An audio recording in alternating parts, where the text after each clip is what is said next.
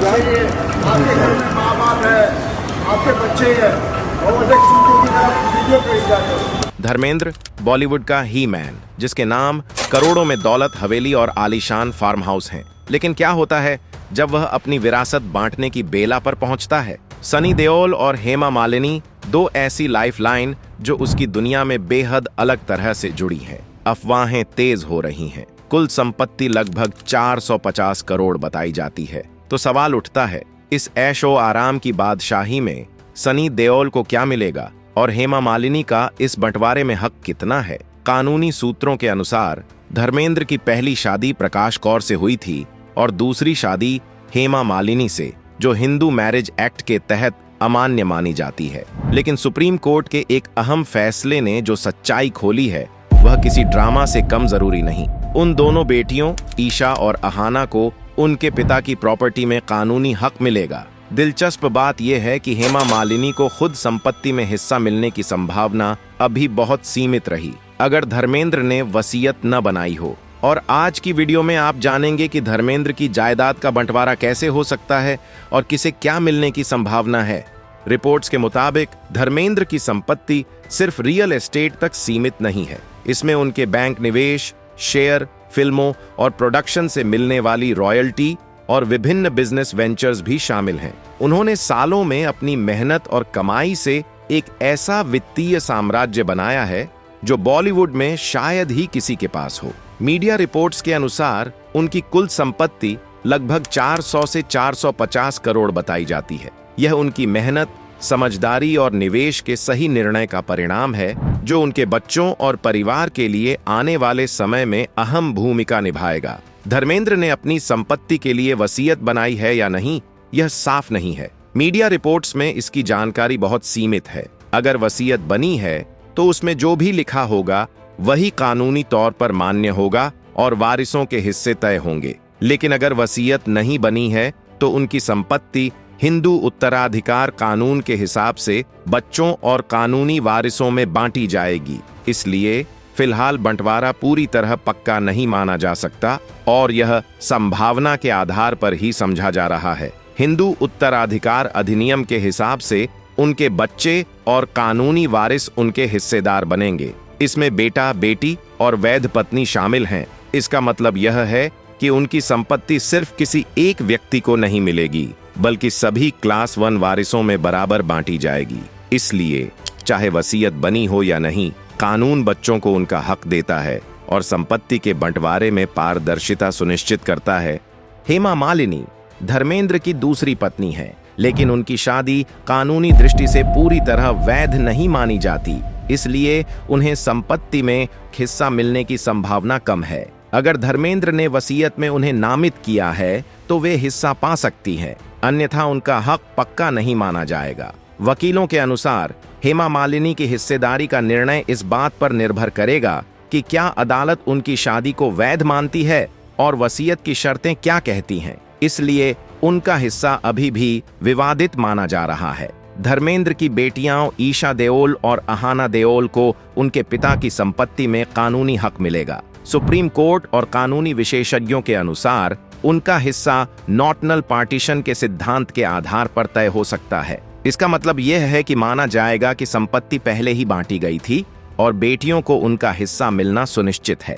ईशा और अहाना के लिए यह बहुत महत्वपूर्ण है क्योंकि वे धर्मेंद्र की दूसरी शादी से जुड़ी हैं और वसीयत या कानून के तहत उनका अधिकार सुरक्षित रहता है। उनके हिस्से का निर्धारण उनके पिता की कुल संपत्ति और अन्य बच्चों के हिस्सों के अनुपात में होगा। धर्मेंद्र की पहली पत्नी प्रकाश कौर से 4 बच्चे हैं। सनी देओल, बॉबी देओल, अजीता देओल और विजेता देओल। ये सभी क्लास 1 वारिस हैं और कानून के अनुसार उन्हें पिता की संपत्ति में बराबर हिस्सेदारी मिलनी चाहिए। उनकी हिस्सेदारी का निर्णय कुल संपत्ति के आधार पर होगा और इसमें जमीन, घर, व्यवसाय और नकद शामिल होंगे। इसलिए पहले विवाह के बच्चों का हक कानूनी रूप से सुरक्षित है और वे अपने हिस्से के लिए पूरी तरह से पात्र हैं। धर्मेंद्र के बड़े बेटे सनी देओल को उनकी हिस्सेदारी में सबसे महत्वपूर्ण हिस्सा मिलने की संभावना है। मीडिया और कानूनी विशेषज्ञों के अनुसार कुल संपत्ति का एक बड़ा हिस्सा उनके नाम जा सकता है। सनी देओल न सिर्फ परिवार के बड़े बेटे हैं, बल्कि उन्होंने फिल्मों और बिजनेस में भी अपनी पहचान बनाई है। रिपोर्ट्स में अनुमान लगाया गया है कि उनके हिस्से की कुल रकम 130 करोड़ के करीब हो सकती है, हालांकि यह पूरी तरह तय नहीं है। वसीयत और कानूनी प्रक्रिया पूरी होने के बाद ही उनका हिस्सा निश्चित रूप से स्पष्ट होगा। बॉबी देओल, अजीता देओल और विजेता देओल भी धर्मेंद्र के क्लास 1 वारिस हैं। अगर वसीयत नहीं बनी है तो कानून के हिसाब से उन्हें भी पिता की संपत्ति में बराबर हिस्सेदारी मिलनी चाहिए। उनकी हिस्सेदारी में जमीन, घर, बिजनेस और नकद शामिल हो सकता है। यह अधिकार कानूनी रूप से सुरक्षित है और इन बच्चों को भी उनके हिस्से के लिए किसी तरह का न्यायिक संघर्ष करने का अधिकार है। कुल मिलाकर ये तीनों बच्चे भी परिवार की संपत्ति में महत्वपूर्ण हिस्सेदार हैं। धर्मेंद्र की जायदाद इतनी बड़ी है कि इसके बंटवारे में कानूनी विवाद की संभावना बनी रहती है। अगर किसी वारिस को लगे कि उसका हक कम आंका गया है तो वह अदालत में चुनौती दे सकता है। वसीयत मौजूद होने पर भी इसकी वैधता और शर्तों पर सवाल उठ सकता है। इसके अलावा नॉटनल पार्टीशन की अवधारणा लागू होने पर भी वारिसों के बीच हिस्सेदारी का सही अनुपात तय करने में जटिलताएं हो सकती है।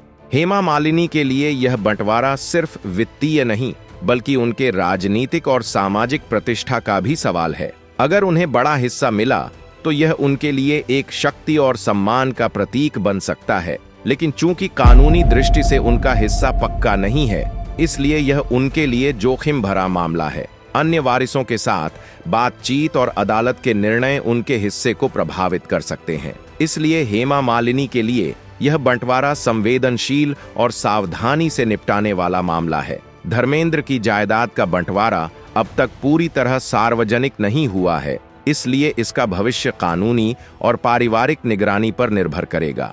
अगर कोई वारिस या बच्चा आपत्ति दर्ज करता है तो अदालत में मामले को सही तरीके से हल किया जाएगा। मीडिया भी लगातार इसे कवर कर रही है, जिससे पारदर्शिता बनी रहती है। इसका उद्देश्य है कि संपत्ति का बंटवारा न्याय संगत, साफ और सभी वारिसों के लिए संतोषजनक तरीके से हो। धर्मेंद्र की संपत्ति सिर्फ घर और जमीन तक सीमित नहीं है। इसमें बैंक में जमा नकद, शेयर, रॉयल्टी और बिजनेस इन्वेस्टमेंट भी शामिल हैं। बंटवारे में यह ध्यान रखना होगा कि कौन कितना नकद लेगा और कौन कितना शेयर या निवेश का हिस्सा पाएगा। अगर वसीयत मौजूद है तो यह तय करेगा कि नकद और अन्य निवेश किसे कितने हिस्से में मिलेंगे। कुल मिलाकर गैर रियल एस्टेट हिस्सेदारी बंटवारे को और जटिल बना सकती है, लेकिन यह सुनिश्चित करती है कि सभी वारिसों को उनके हिस्से का न्यायपूर्ण लाभ मिले। धर्मेंद्र की संपत्ति और बंटवारे की खबरें मीडिया और सोशल मीडिया पर तेजी से फैल रही हैं। लोग, फैंस और दर्शक लगातार इस पर नजर रख रहे हैं। मीडिया का यह कवरेज पारदर्शिता बनाए रखता है और यह सुनिश्चित करता है कि सभी वारिस कानूनी और सामाजिक नजरिए से संतुलित निर्णय लें। इसके अलावा जनमत और मीडिया दबाव भी परिवार को समझौते और कानूनी प्रक्रिया में सही कदम उठाने के लिए प्रेरित कर सकता है। इसलिए मीडिया और जनता का रोल इस बंटवारे में बहुत अहम माना जाता है। धर्मेंद्र की जायदाद का बंटवारा केवल आर्थिक नहीं है, बल्कि इसमें पारिवारिक और भावनात्मक पहलू भी जुड़ा है। पहले और दूसरी शादी के बच्चों के बीच रिश्ते, भावनात्मक जुड़ाव और सम्मान की भावना बहुत मायने रखते हैं। हेमा मालिनी और उनकी बेटियों के लिए हिस्सा पाना सम्मान का मामला है। पहले विवाह के बच्चों के लिए यह पिता की मेहनत और विरासत का प्रतीक है। इसलिए सभी वारिसों के लिए जरूरी है कि वे सिर्फ पैसों की नहीं बल्कि भावनाओं और पारिवारिक रिश्तों की जिम्मेदारी समझकर बंटवारे की प्रक्रिया में कदम रखें।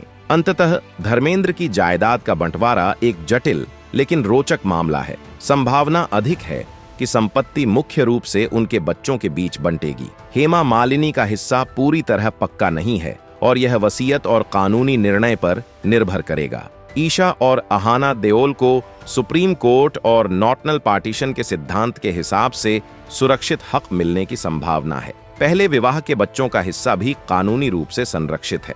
मीडिया और जनमत इस प्रक्रिया को सार्वजनिक और संतुलित बनाने में मदद कर रहे हैं। इस बंटवारे का असर सिर्फ आर्थिक नहीं बल्कि भावनात्मक और पारिवारिक रिश्तों पर भी पड़ेगा। अगर आपको यह जानकारी अच्छी लगी हो तो इस वीडियो को लाइक और शेयर जरूर करें और हमारे चैनल को सब्सक्राइब करना न भूलें, क्योंकि धर्मेंद्र जी सिर्फ एक नाम नहीं बल्कि एक विरासत हैं जिन्होंने अपनी मेहनत, संघर्ष और इंसानियत से करोड़ों दिलों में जगह बनाई है। आज बात सिर्फ संपत्ति की नहीं है, बल्कि उस सम्मान की है जो धर्मेंद्र जी की पूरी जिंदगी की कमाई है। आइए हम सब उनकी लंबी उम्र, बेहतर सेहत और परिवार में शांति की दुआ करें।